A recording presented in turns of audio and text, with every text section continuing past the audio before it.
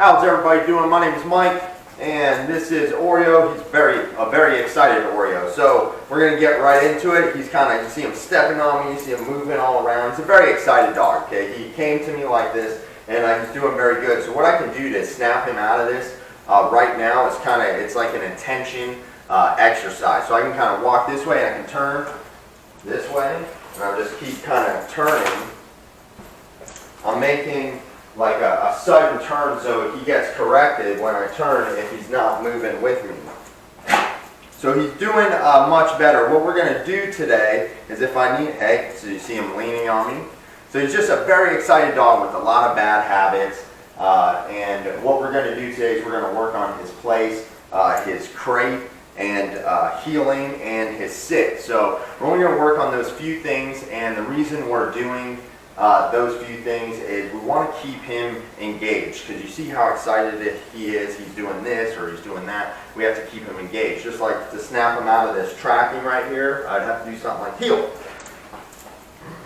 and keep the dog engaged with me. So that's how we're going to keep the dog. Good boy. Good job. I'm saying that because he sat. So that's how we're going to keep the dog's attention on us. See, as soon as I'm not giving the dog commands, the dog's doing whatever he wants. So I'm going to go ahead and pull that place out. I also have this shake can here. If you see his reaction, that's good. That's what we want. He has respect for it.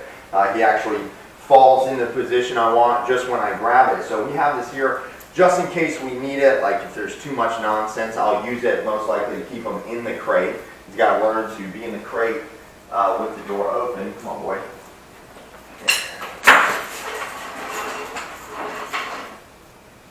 Alright, so like I said, I'm just going to kind of work him for a few minutes and just want to keep him engaged. With the dog that's excited like this, you can take the collar and put it way up on the neck. Hey, no, he actually just tried to bite me. He stepped on my foot, so now I step on his foot. But you don't step on the dog's foot hard, okay, because they have tiny toes. You would never want to step on the dog's foot blatantly like that. What you do is you just put pressure on their foot to make it uncomfortable, make them move their foot. That's how they start to become aware that you don't want their feet on top of them. So again, we can keep this collar up high. This can give me a lot of control with them where I'm asking them to sit, heel, sit, and that gives me way more control. So that's something you want to make sure your collar fits properly and keep it up high for the dog. So here we go.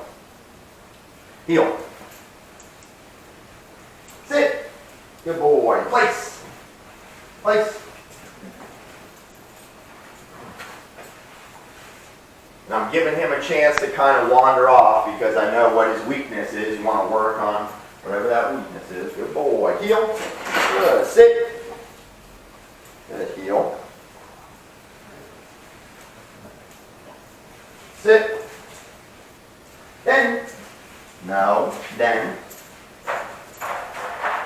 So you see how the dog kind of put the brakes on when I was trying to put him in his crate. But when he went into the crate, ultimately he stepped in. He walked with no pressure on the leash. I also forgot to say that my dog is over here on place. So this is a very excited dog, and having my dog out here is like another challenge for him. You know, he has to obey me while another dog's, watching him. And it's just another distraction. So here I'm using the shake can to keep him in the crate. I do this with him all the time. I should be able to stay away from the crate, and the dog remain in there. The dog needs to know that you have control. We're not physically controlling, we're mentally controlling the dog. Okay, heel. Sit. No, sit. So you see how he's starting to calm down a little bit now. Heel. Sit. Good boy. Sit. Heel. Place. Good boy. Good job. Good place. Good boy. So place and the crate are great tools. These are management tools. Like if I want the dog, I can manage him by keeping him in that one area. I don't have to worry about him messing around with my couch or doing anything weird. If I have him on place, I know he's going to remain there. Dog training is for the lifetime of the dog, meaning you have to train the dog for its whole lifetime. So One day you might notice your dog's like trying to get off a place when you're not paying attention. Well, that means you need to work on it like this with them, or set them up in a way so that you're able to correct them when they do that. Good boy. Heel. Good job. Sit. Heel. Sit. Heel. Sit. So the dog gets corrected anytime he looks behind him. If I'm walking forward and he tries to stop me and he's looking behind him, he gets a little correction. Good boy, good sit. See, he's so excited, I actually don't want to pet him. This dog nips, so if I were to pet him right now, he like licks and then it leads to nipping. So we want to be careful about that. He's just so excited, we want to just use our verbal praise. Heel.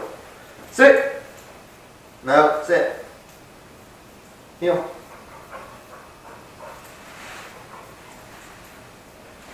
Place. Good boy. Good job, buddy. Good place. Good boy. So I want to let him sit there for a minute. I don't want to go, place, heel. I don't want to like say a bunch of stuff and make him do a string of commands very quickly because he's just so excited. I want him to take a deep breath where he is. Heel. Good. Sit. Good. Then. Good. Good boy. Good job. Good then.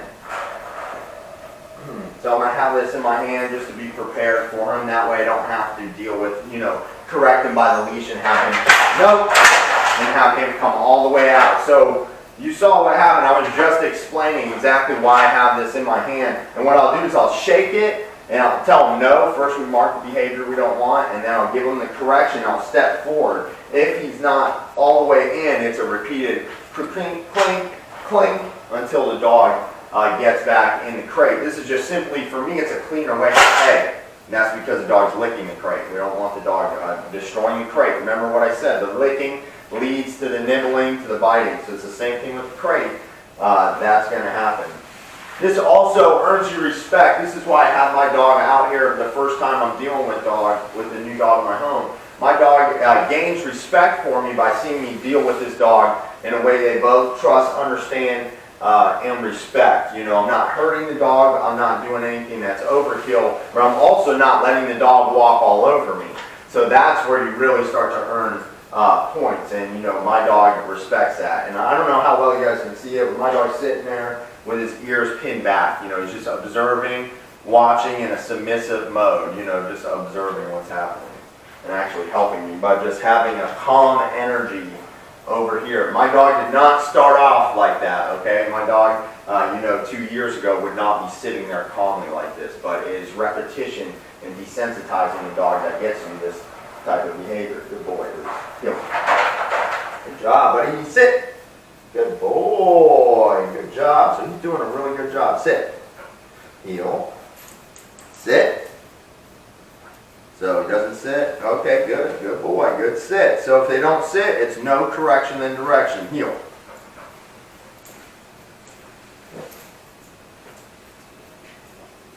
Sit.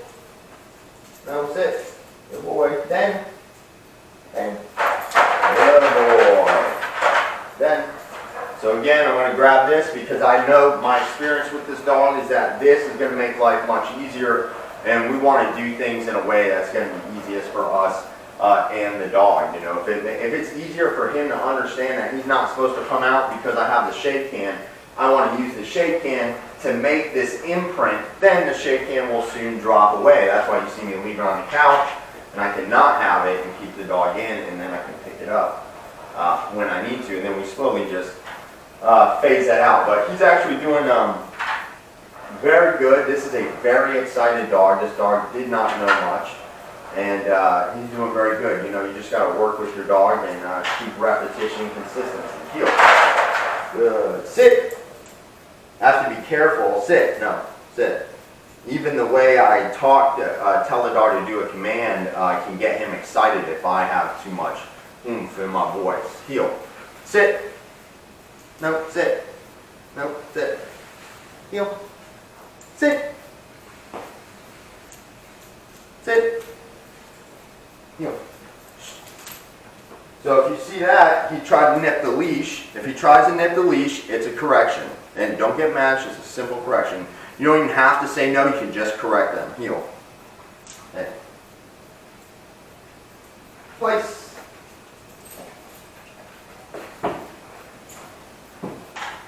Place.